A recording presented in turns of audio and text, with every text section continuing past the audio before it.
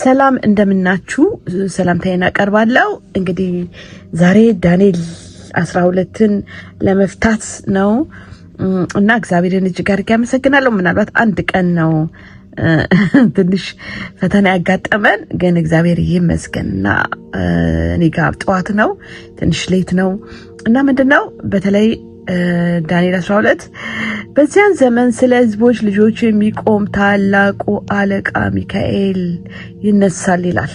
ዳንኤል መጽሐፍ በጣም አጠር ብትልም ብዙ ነገር የተጠቀጠቀባት ነገር ናት ማለት ነውና ስለ ሚካኤል በተለይ ስለ ሚካኤል ማን ነው ሚካኤል እና ይሄ ስለ ታላቁ መከራ ዘመን ጊዜ ሚካኤል እንግዲህ የሚገርማችሁ ብዙ ጊዜ በዚህ የተሰናከሉ ቸርቾችም አሉ እና ምንድነው ስለ እስራኤል የሚዋጋ እንደሆነ ብዙ ጊዜ እንደዛ ትርጉም ይሰጣል። መልአክ ነው፣ ታላቁ የመላእክት አለቃ በታላቅ ውጊያ ጊዜ የሚገኝ እንደሆነ እና ምክንያቱም ይሄ ስለዚህ ስለ ታላቁ መከራ ዘመን ነው የሚናገረው ያለው ማለት ነው እና ስለዚህ ብዙ ነገሮች ነው የተጠቀጠቁበት ማለት ነው። በዚህ ላይ ስለ ሙታን ትንሣኤ፣ ስለ መጨረሻው ዘመን የሚሆነው ስለ ብዙ ነገር ነውና እዚህ ጋር እኔ ላብራራ የምፈልገው በተለይ ይሄ ሚካኤል ማን ነው የሚለው ነው። ሚካኤል መልአክ ነው። ይሄ በታላቁ መከራ ጊዜ በታላቁ ውጊያ ጊዜ የሚዋጋ እንደሆነ በተለይ ለእስራኤል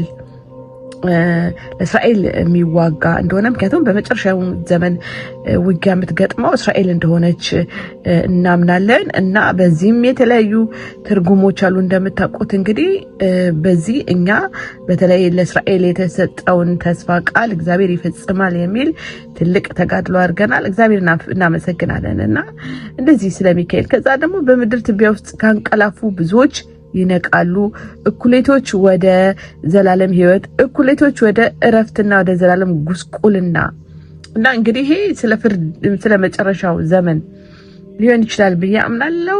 ከእንደገና ግን ጠበኞች እንደ ሰማይ ጸዳል፣ ብዙ ሰንቦችን ወደ ጽድቅ የሚመልሱ እንደ ከዋክብት ለዘላለም ይደምቃሉ ይላል እና ከባድ ነው አይደል እንዴ? እና ሊከናወኑ ያሉትን ነገር ነው የሚጽፈው። ጥበበኞች የሚላቸው እነማን ናቸው? እንግዲህ ባጭሩ ነው የማስረዳው። ምናልባት ሰመራይዝ ላይ የበለጠ እይታ እንዲጨምርልኝ ደጋግሞ ማንበብ ያስፈልጋልና ጥበበኞች አማኞችን ነው፣ በቃ በእግዚአብሔር የሚተማመኑትን ምን ይላል? ብዙ ሰዎችን ወደ ጽድቅ የሚመልሱ እንደ ከዋክብት ለዘላለም ይደምቃሉ ይላል።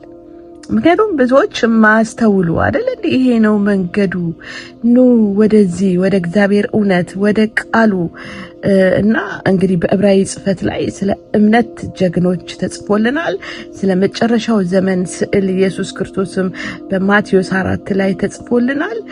ዳንኤል ደግሞ የመጨረሻውን ዘመን ስዕል እንዲያይ እግዚአብሔር መንፈሳዊ አይኖች አብርቶለታል። የሚገርም ነው። እሱ ምንም የማይኖርበትን ወደፊትን እንዲህ ነው። ነብይ ማለት የወደፊትን ነገር የሚያሳይ ማለት ነው።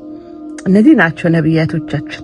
ገባችሁ? የእነሱ ትንቢት አስፈጻሚ ነን እኛ እዚህ ማለት ነው። እና ብዙ ጊዜ ነብይ ነኝ ምናምን ብዙ አስፈላጊ አይደለም። የሚፈጸመውን ነገር ማየት መቻል በቃ የልቦና አይኖቻችሁ እንዲበሩ ነው ያለው ጳውሎስ። በቃ ብርሃን ይሄ ለሁላችንም ነው የተሰጠው። ስለዚህ እንደተሰጠንም ጸጋ መጠን እንድናገለግል ይላል እና ስለዚህ ክብር ለኢየሱስ ይሁን እና ወደ ጽድቅ መመለስ አለብን። እኔ ዳንኤል አየሁ አለ። በቃ አይቷል። እይታ ይህ መንፈሳዊ ነገር ነው። እነሆ ሁለት ሌሎች ቆመው ነበር፣ አንዱ በዚህ ወንዝ ዳር፣ ሌላው በዚያ በወንዝ ዳር። አንዱ ከወንዙ በኋላ የነበረው በፍታም የለበሰውን የዚያ ድንቅ ፍጻሜ እስከ መቼ ነው አለው። ከወንዙ በኋላ በላይ የነበረው በፍታም የለበሰው ሰው ቀኝና ግራ እጁን ወደ ሰማይ አንስቶ ለዘመንና ለዘመናት ለዘመን እኩሌታ ነው እና አሁን እዚህ ጋር ዳንኤል የመላእክትን ነገር አይቷል አይደል እንዴ? መላእክት ስራን የመላእክትን አስተዋጽኦ አይቷል። ክርስቶስንም አይቷል። የዘላለምን ህይወትን አይቷል። ይሄን ዘላለማዊ ነገር ነው የሚሆነው ማለት ክፉ መልካሙም አይደል እንዴ? ክፎች ወደ ፍርድ እንደሚመጡ አይደል እንዴ? እና ግን እግዚአብሔር ስራ ዘላለማዊ እንደሆነ እና እዚህ ጋር መልአክም ኢየሱስንም እንዳየ ነው የምረዳው። እና ከወንዙ ውሃ በላይ የነበረው በፍታ ምናምን ብሎ ስለ ኢየሱስ ነው። እና እዚህ ጋር ምንድነው ያለው? ሰማሁ ነገር ግን አላስተዋልኩም። የዚያን ጊዜ ጌታ ሆይ የዚህ ሁሉ ፍጻሜ ምንድነው አልሁትና አሁን እኛ ስለማስተዋል ነው እንግዲህ መንፈስ ቅዱስ አይደል እንዴ በሰው ላይ ኤልዩም የሚባለው እዚህ ይላችሁ እንደሆነ በኢዮብ ላይ በቃ እንደዛ ምድር ሲለው ጊዜ እነዛ ሽማግሌዎቹ ድንዛዜ ያለባቸው ናቸውና በቃ በሰው ላይ መንፈስ አለ አላቸው። ይህ መንፈስ ደግሞ ማስተዋልን ይሰጣል። እኔ አለኝ ቃሉ እንደዛ ብሎ ስለዚህ ዳንኤልም እንደዛ ነገር ነውና ከዛ በኋላ ዳንኤል በቃ እዚህ ጋር ግን አላስተዋልኩም አለ። በቃ ምክንያቱም የሚመጣውን ነገር ነው የሚያየው ያለው እና ከባድ ነው እና ሌላ መልአክ መጥቶ ይተረጉምለታል። ትምህርት ቤት ነው ያለው። በቃ ዳንኤል መልአክ እያስተማሩት ነው። መንፈስ ለዚህ እኮ ነው ከእግዚአብሔር መንፈስ ቅዱስ አስተማሪ ነው ይላል አይደል እንዴ? እና ክብር ለኢየሱስ ይሁንና ያው መንፈስ ነው ማለት ነው። እንደዚህ አይነት ህልውና ውስጥ ነው የምንገባው ብዬ አምናለሁ። ስለዚህ ሰማው ግን አላስተዋልኩም ማለት ከዛ እርሱም እንዲህ አለኝ ዳንኤል ወይ ቃሉን እስከ ፍጻሜ ዘመን ድረስ የተዘጋና የታተመ ነውና ሄዳል። እንግዲህ ዘአራት ላይ ታችሁ እንደው ዝጋው አለ። ቃሉን ዝጋው ማለት የታተመ ይሁን በቃ የሚፈጸሙ ነገሮች እንዲያውም እውቀት ሁሉ ይበዛል አይደል? ስለ እውቀት ስለ አሁን ቴክኖሎጂ ስለ ኤአይ ስለ ኢንተርኔት ምናምን ማንም በቃ የእግዚአብሔር ነገር የሚፈጸሙ ነገሮች እኛ ይሄ ቴክኖሎጂውን ተጠቅመን መልካም ማድረግ እንድንችል ሆኗል። እንዲያውም እግዚአብሔር ይመስገን። እና ግን ይሄንን ሊያስቆም የሚችል የለም። ማንኛውም ቴክኖሎጂ ደግሞ ከሰማይ ገብቶ አንድ ኤአይ ይሄ ማነው ስሙ ኤለን ማስክ የሚሰራው ኤአይ ሰማይ ገብቶ ጸልዮ ምናምን ማምጣት አይችልም። ምን ያደርጋል ግን ተጠቅመን ወደ ሌላ ሰው አይደል እንዴ እኛ ኮሙኒኬት እንድናረግበት የሰዎችን አይምሮ የምናነቃበት የዘላለማዊ ሐሳብ የምናነቃበት ነገር ነውና አንዳንድ ጊዜ ብዙ ጊዜ ማለት ማወቅ ጥሩ ነው። በዛ የሚደረጉ ክፋቶችን ማወቅ ጥሩ ነው። ግን አለ አይደል ዋናው ነገር ግን መገለጥ ነው። እንደ ጸዳል ያበራሉ ወደ መንገዱ ግባ። ይሄ ነው መንገዱ ማለት ነው ብዬ አምናለሁ። ከዚህ ጋር ብዙ ሰዎች ሰውነታቸውን ያጠራሉ፣ ያነጣሉ፣ ይነጥራሉ። ክፉዎች ግን ክፋትን ያደርጋሉ። ክፉዎች ሁሉ አያስተውልም፣ ጠበኞች ግን ያስተውላሉ ይላል። ገባችሁ? አሁን ለዚህ እኮ ነው አንዳንድ ሰዎች ቄስ ሊሆን ይችላል፣ ፓስተር ነኝ፣ ነብይ ነኝ፣ ኦርቶዶክስ ነኝ የፈለገ በማንኛውም እንትን ውስጥ ምንድነው ሃይማኖት ጥላ ውስጥ ሊኖር ይችላል። ይሄ ማስተዋል የሚባል እኔ እኮ ማስተዋል ነኝ ምሳሌ መጽሐፍ ላይ አይደል እንዴ ከእግዚአብሔር ዘንድ ብቻ ነው ማለት ነው። እና መከራ ሊያመጡ ይችላሉ፣ ብዙ ተቋሞ ሊያመጡ ይችላሉ። ብዙ አይደል እንዴ ብልጫ ነው እንደምናየው አይደል እንዴ ብልጽግናው ይሄ ዓለም ሀብቱ ግን እዚህ ጋር ልክኛ እንደዳ አንተ ግን አይደል እንዴ በቃ ባለህበት ኑር። ዳንኤል በጣም የተሰጠው መንፈሳዊ ብልጽግና ነው። መከናወንም ተሰጥቶታል። በቃ ችግረኛ አልነበረም። እና ክብር ለኢየሱስ ይሁን። የዘወትር መስዋዕት ከቀረ ጀምሮ የጥፋት እርኩስ ከቆመ ጀምሮ 1290 ቀን ይሆናል። የሚታገስ እስከ 1335 ቀን የሚደርስ ምስጉን ነው። አንተ ግን እስከ ፍጻሜ ድረስ ሂድ፣ አንተ ታርፋለህ፣ በቀኑ መጨረሻ በዕጣ ክፍል ትቆማለህ ይላል። እና ምንድነው ይሄን እንግዲህ እንደተረዳሁት ማንኛውም አማኝ አንደኛ ትዕግስት እንዲኖር ትዕግስት አለው አማኝ በመከራ ሰዓት መጽናት እና ከዛ በኋላ በጌታ ምጽአት ጊዜ ሽልማት አለው፣ ስጦታ አለው።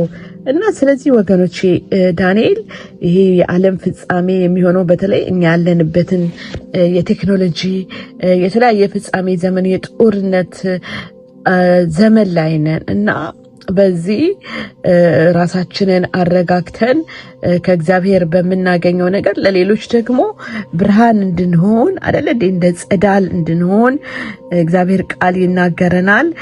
በቃ የእግዚአብሔርን ቃል እንድንረዳ እንድናስተውል ለዳንኤል እንግዲህ ይሄ ነው መንፈስ ቅዱስ ቅድስና መንፈስ አይደለ እንደ እግዚአብሔርን እንድንታዘዝና ከዓለም ጋር ብዙ እንዳንሆን ነው እንትን የሚለን። ግን ከእግዚአብሔር ጋር ሆነን የእግዚአብሔርን የታሪክ ሰሌዳ እንድንገልጥ እግዚአብሔር ይፈልጋል ብዬ አምናለሁ።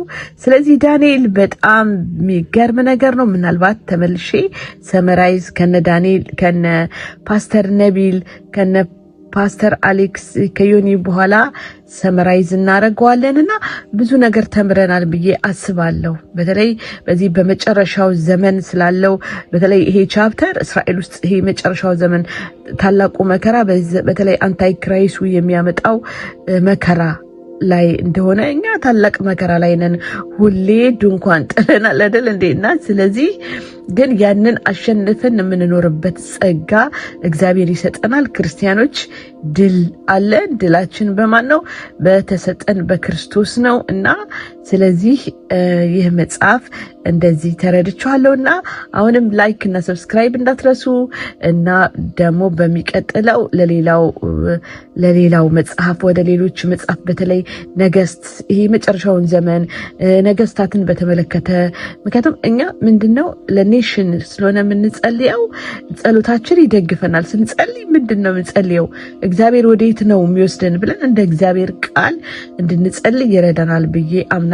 ዛሬ ሌላ ነገ ሌላ እንድንሆን አንፈልግም። በቃ ይሄ ነው አቋምክ ይለናል መጽሐፍ ቅዱስ ብዬ አምናለሁ። ማይንድ ሴታችን እንደ እግዚአብሔር ቃል መሆን አለበት ብዬ አምናለሁ። ከእንደገና ስለ ባህሪ በተለይ ዶክተር ምህረት እንግዲህ ስለ ባህሪ ቀረጻ ብዙ ነገሮች እየተነተነልን ቆየት ያሉ ቪዲዮዎችን እያየሁት ነበረ ሰሞኑንና ምናልባት ባህሪያችን ይቀረጻል ማለት ነው። ገባችሁ? ማይንድ ሴት ለባህሪያችን ምክንያቱም የምናውቀው ነገር የምንሆነው ስለሆነ እንደዛ ይጠቅመናል ብዬ አምናለሁ። ብዙ ማለት እችላለሁ። ለዛሬ ግን ይሄ ዳንኤል 12 ስለ መጨረሻው ዘመን ስለ አንታይ ክራይሱ ስለ ዳንኤል እድል ፋንታና ስለ ጥበበኞች አይደል እንዴ በቃ ብዙ ማብራሪያዎችን እንድንረዳበት ያሳየናልና እግዚአብሔር ይባርካችሁ። መልካም ጊዜ